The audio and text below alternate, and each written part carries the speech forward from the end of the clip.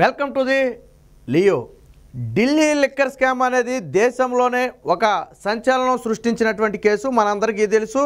ఈ కేసులో తాజాగా తెలంగాణలో మాజీ ముఖ్యమంత్రి కేసీఆర్ కుమార్తె ఎమ్మెల్సీ కవితను అయితే నిన్న అధికారులు అయితే అరెస్ట్ చేయడం జరిగింది. అరెస్ట్ చేయడమే కాకుండా ఢిల్లీ కూడా తరలించడం జరిగింది. బహుశా ఈరోజు కోర్టులో అయితే ప్రవేశపెట్టే అవకాశం ఉంది. అయితే దాన్ని కాసేపు పక్కన పెడితే ఢిల్లీ లిక్కర్ స్కామ్కు మించిన పెద్ద స్కాము ఏపీలో జరిగింది అనేది ఇప్పుడు ప్రధాన వాదన. ఇప్పటికే ప్రతిపక్షాలు కానివ్వండి, బీజేపీ కానివ్వండి, అనేక సందర్భాలలో ఏపీలో జరుగుతున్నటువంటి ఈ లిక్కర్ స్కామ్ మీద విచారణ చేయాలి, దీనిలో ఉన్నటువంటి అవినీతి భోగోతం మొత్తాన్ని కూడా బయట పెట్టాలని చెప్పి ఇప్పటికే అనేక మంది కేంద్రానికి కూడా ఫిర్యాదు చేశారు. అయినా కానీ పట్టించుకున్న పాపాన పోలేదు. ఎందుకంటే ఇప్పటివరకు జగన్మోహన్ రెడ్డి కేంద్రంతో అంటకాగాడు కాబట్టి తప్పించుకు తిరక్కడిగాడు. సాధారణంగా ఢిల్లీ లిక్కర్ స్కామ్ అనేది నాకు తెలిసి 100 కోట్ల వ్యవహారం అయి ఉంటుంది. కానీ ఇక్కడ ఏపీలో వేల కోట్ల రూపాయల స్కామ్ జరుగుతుంది. ఎందుకంటే తయారు చేసే లిక్కర్ దగ్గర నుంచి అమ్మటం వరకు కూడా మొత్తం జగన్మోహన్ రెడ్డి కొనుసన్నంలోనే జరుగుతుంది, వాళ్ళ పార్టీ నేతల కొనుసన్నంలోనే జరుగుతుంది. ఏపీలో దొరికే మద్యం అంతా కూడా వైసీపీ నేతలు తయారు చేసిన మద్యమే. ఇందులో గతంలో అంటే వైసీపీ రాకముందు ఉన్నటువంటి మద్యం షాపుల్లో ఉన్నటువంటి మద్యం ఏది కూడా ఇప్పుడు ఏపీలో దొరకటం లేదు.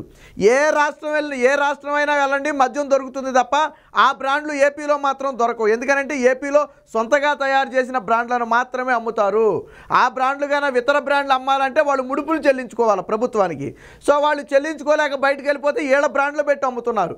అనేక మంది మద్యం తాగటం వల్ల ఇబ్బంది పడ్డారు. ఈ కల్తీ మద్యం వల్ల అనేక మంది ప్రాణాలు పోయాయని ఇప్పుడు మనం అనేక సందర్భాల్లో మాట్లాడుకున్నాం. అనేక ల్యాబులకు టెస్టులకు పంపితే ఏపీ మద్యంలో హానికర పదార్థాలు ఉన్నాయి, ఇది తాగటం వల్ల ప్రాణానికే ప్రమాదం అని చెప్పి అనేక టెస్టులు చెప్పాయి. గతంలో ప్రతిపక్షంలో ఉన్నటువంటి తెలుగుదేశం పార్టీ దీన్ని పరీక్షింపజేయించింది, ఇతర రాష్ట్రాలకు పంపి. తర్వాత పురంధేశ్వరి గారు వచ్చిన తర్వాత కూడా ఈ మద్యం మీద కొన్ని శాంపుల్స్ను ఇతర రాష్ట్రాలకు పంపి ల్యాబుల్లో టెస్టులు చేపిస్తే ఇందులో ఉండాల్సిన మోతాదు కంటే కూడా ఈ పరిమాణంలో ఉన్నాయి, ఇవి ప్రజలకు హానికరం కలిగించే విధంగా ఉన్నాయని చెప్పి ఆ రిపోర్ట్లు కూడా రావడం జరిగింది. దీని మీద స్వయంగా కేంద్రానికి కూడా అప్పట్లో పురంధేశ్వరి ఫిర్యాదు చేసింది. మరి ఆ ఫిర్యాదు ఏమైపోయింది అనేది వాళ్ళకే తెలియాలనుకోండి. ఇంకొక విషయం, ఇది కల్తీ మద్యాన్ని కాసేపు పక్కన పెడితే మొత్తం కూడా ఏంటది క్యాషే. సాధారణంగా ఈ రోజుల్లో మనం టీ స్టాల్లో టీ తాగినా కానీ 10 రూపాయలు ఫోన్పే చేసి వెళ్ళిపోయే పరిస్థితి. కానీ మద్యం షాపుల్లో మాత్రం ఏపీలో డిజిటల్ విధానాన్ని అమలు చేయటం లేదు. మరి ఎందుకు ఏపీలో డిజిటల్ విధానం లేదు? దీన్ని గత 4 ఏళ్లుగా ప్రతిపక్షంలో ఉన్నటువంటి తెలుగుదేశం పార్టీ ప్రశ్నిస్తున్నప్పటికీ ఎప్పటికీ జగన్మోహన్ రెడ్డి సమాధానం చెప్పలా. మద్యం షాపుల్లో ఎందుకు డిజిటల్ విధానం తీసుకురాలేదు? ఎందుకు తీసుకురాలేదు అంటే డిజిటల్ విధానం వస్తే డబ్బులు మొత్తం కూడా బ్యాంకు ఖాతాలకు చేరితే అవి లెక్కల్లోకి వస్తాయి.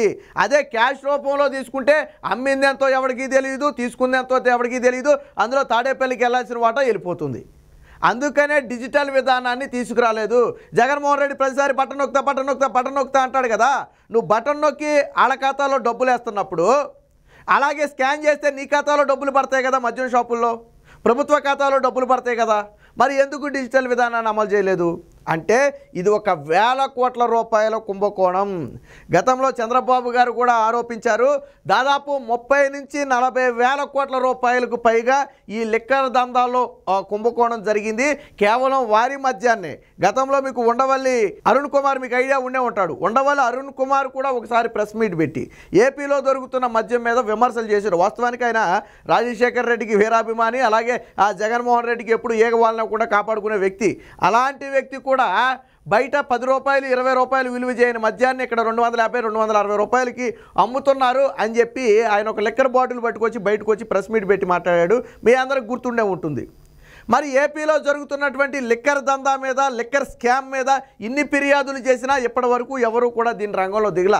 బహుశా ప్రభుత్వాలు మారిన తర్వాత ఏమైనా ఈ కుంభకోణాన్ని వెలికి తీస్తే అప్పుడు బయటకు వస్తారేమో, కానీ ప్రస్తుతానికైతే రాలేదు. కానీ వాస్తవానికి ఢిల్లీ లిక్కర్ స్కామ్కు మించిన స్కాము ఏపీలో జరుగుతుంది అనేది ప్రతిపక్షాల వాదన. వేల కోట్ల రూపాయలు కేవలం క్యాష్ రూపంలోనే తీసుకుని ఆ డబ్బు మొత్తం కూడా తాడేపల్లి ప్యాలెస్కు తరలిస్తున్నారు. రాష్ట్ర ఖజానాకు పోవటం లేదు. 100 రూపాయలు 10 రూపాయలు రాష్ట్ర ఖజానాకి వెళ్తే 90 రూపాయలు తాడేపల్లి ప్యాలెస్కి వెళ్తుంది. అంటే ఇది ఒక మాఫియా లాగా ఏర్పడి ఈ లిక్కర్ దందా కొనసాగిస్తున్నారని చెప్పి ఇప్పటికే అనేక ఆరోపణలు ఉన్నాయి. మరి ఎన్ఫోర్స్మెంట్ డైరెక్టరేట్ కానివ్వండి లేదా కేంద్ర ప్రభుత్వం కానివ్వండి ఎందుకు జగన్మోహన్ రెడ్డి మీద చర్యలు తీసుకోవట్లేదు అనేది ఇక్కడ ప్రశ్నార్థకం. మరి నిన్న మొన్నటి వరకు అంటే జగన్మోహన్ రెడ్డితో అంటగాగారు కాబట్టి ఓకే. మరి ఇప్పుడు బీజేపీ టీడీపీ జనసేనతో పొత్తులోకి వచ్చింది. మరి ఇప్పుడైనా దీని మీద విచారణ చేసే అవకాశం ఉందా అంటే ఇప్పుడు కూడా లేదనే చెప్పాలి. ఎందుకంటే ఎన్నికలు దగ్గర పడ్డాయి. ఈరోజు సాయంత్రానికల్లా ఎన్నికల నోటిఫికేషన్ విడుదల చేసే అవకాశం ఉన్న నేపథ్యంలో ఇప్పటి వరకు జగన్మోహన్ రెడ్డి చేసిన స్కాములు మొత్తం కూడా ఆ బట్టబయలు చేయాలంటే ఖచ్చితంగా దీని మీద సిబిఐ ఎంక్వైరీ చేయాలి. రాష్ట్రంలో అమ్ముతున్న మద్యం మొత్తాన్ని కూడా కేంద్ర ప్రభుత్వమే టెస్టులు చేసి ఆ మద్యంలో హానికర పదార్థాలు ఉన్నాయా లేదా, ఆ మద్యాన్ని తాగటం వల్ల ప్రజలకు ఎటువంటి హాని జరుగుతుంది అనేది కేంద్ర ప్రభుత్వమే ప్రజలకు తెలియపరచాలి. గతంలో కూడా చూడండి జగన్మోహన్ రెడ్డి మాట చెప్పాడు. అసలు మనం ఈ మద్యం గురించి ఇంత మాట్లాడుకున్నాం కానీ జగన్మోహన్ రెడ్డి వాళ్ళు పూర్తి మద్యపాన నిషేధంతో అధికారంలోకి రావడం జరిగింది. ఇంకో మాట కూడా చెప్పాడు 2024లో మళ్ళీ ఎన్నికలు వస్తాయి, ఎన్నికలు వచ్చే టయానికి పూర్తిగా మద్యాన్ని నిషేధించిన తరువాత మాత్రమే ఓట్లు అడుగుతానని చెప్పి గతంలో జగన్మోహన్ రెడ్డి చెప్పిన పరిస్థితి. మహిళల మేళలో పుస్తులు తెంపే ఈ మద్యాన్ని నేను పూర్తిగా నిషేధిస్తాను, మహిళల కళ్ళలో ఆనందం చూస్తానని చెప్పింది జగన్మోహన్ రెడ్డి. ఈరోజు అదే కల్తీ మద్యం అమ్ముతూ వాళ్ళు నిజంగానే వాళ్ళ మెడలో పుస్తులు తెంపే పరిస్థితి. ఎందుకంటే గతంలో మద్యం తాగటం వల్ల వారికి వచ్చిన నష్టం ఏముందో ఏమీ లేదో మనకైతే తెలియదు కానీ జగన్మోహన్ రెడ్డి మద్యం తాగటం వల్ల మాత్రం పూర్తిగా ప్రాణాలు కోల్పోయే పరిస్థితి. మద్యం షాపుల దగ్గరికి వెళ్ళి ఒకసారి మైక్ పెట్టి మాట్లాడిన వీడియోలు సోషల్ మీడియాలో పబ్లిక్ బైట్స్ అనేక ఉన్నాయి. ఒకసారి మీరు చూడండి. జగన్మోహన్ రెడ్డి వచ్చిన తర్వాత మద్యం తాగుతుంటే వీళ్ళ ఒంట్లో లేనిపోని రకరకాల రోగాలు బయటకు వస్తున్నాయంట. కడుపు మంట దగ్గర నుంచి తల తిరగడం దగ్గర నుంచి కాళ్ళు చేతులు పట్టులు వదిలేయడం దగ్గర నుంచి అనేక రోగాలు వచ్చాయి. కానీ అప్పటికే 15 ఏళ్ళు 20 ఏళ్ళ నుంచి మద్యం తాగినా ఏ రోజు వాళ్ళకి అంతగా ఇబ్బంది అనిపించలా. కానీ జగన్మోహన్ రెడ్డి మద్యం తాగేటప్పటికి మాత్రం వాళ్ళు అనారోగ్యాల పాలయ్యారు. సో కాబట్టి కేంద్ర ప్రభుత్వం ఎప్పటికైనా రంగంలో దిగాలి. ఏపీలో వేల కోట్ల రూపాయల మద్యం స్కాము జరిగింది. ఢిల్లీ మద్యం కేసుని తలదన్నే స్కాము ఏపీలో జరిగింది. కాబట్టి ఉన్నతాధికారులు ఎప్పటికైనా దృష్టి పెట్టాలి. దీంట్లో కోర్టులు కూడా ఇన్వాల్వ్ అవ్వాలి. ఎందుకంటే జగన్మోహన్ రెడ్డి అనే వ్యక్తి అటు శాండు ల్యాండు వైను మైను అనే తేడా లేకుండా వేల కోట్లు దోచుకున్నాడని చెప్పి ఆరోపణలు ఉన్నాయి. ఇప్పటికే దీనికి సంబంధించి రఘురామకృష్ణతో సహా అనేక మంది ఫిర్యాదులు కూడా చేయడం జరిగింది. జగన్మోహన్ రెడ్డి స్కాములు చేసి ప్రజలకు స్కీములు పంచుతున్నానని చెప్తున్నాడు తప్ప చేసేదేమో వేల కోట్ల రూపాయల స్కాము, పంచేదేమో అప్పులు తెచ్చి ₹1 స్కీము. కాబట్టి ఢిల్లీలో లిక్కర్ స్కామును మించిన స్కాము ఏపీలో జరిగిందని ఆరోపణలు ఉన్న నేపథ్యంలో ఎప్పటికైనా కేంద్ర ప్రభుత్వం దీని మీద దృష్టి పెట్టాలి. ఈడీ కానివ్వండి సిబిఐ కానివ్వండి ఈ కుంభకోణం మీద విచారణ చేసి ఈ కేసులో ఎవరైతే ఇన్వాల్వ్ అయ్యి ఉన్నారో వారందరినీ కూడా చట్టం ముందు నిలబెట్టాలి. ఇక జగన్మోహన్ రెడ్డి పదవీ కాలం కూడా అయిపోయింది. ఈ రోజు నుంచి బహుశా ఈ రోజు సాయంత్రం నుంచి జగన్మోహన్ రెడ్డి అపధర్మ ముఖ్యమంత్రిగా మారబోతున్నాడు. బహుశా ఆయనకి ముఖ్యమంత్రిగా ఇక ఇదే చివరి రోజులు. ఎందుకంటే ఈ ఎన్నికల తర్వాత ఆయన ముఖ్యమంత్రి అవ్వడం అనేది ససేమిరా జరిగే పని కాదు. అది అందరికీ తెలిసిన విషయం. ఎందుకంటే రాష్ట్ర ప్రజలు ఒక నిర్ణయానికి వచ్చారు, జగన్మోహన్ రెడ్డిని గద్దె దించాలి లేకపోతే రాష్ట్ర భవిష్యత్తు అంధకారంగా మారుతుందని చెప్పి ఒక నిర్ణయానికి వచ్చారు.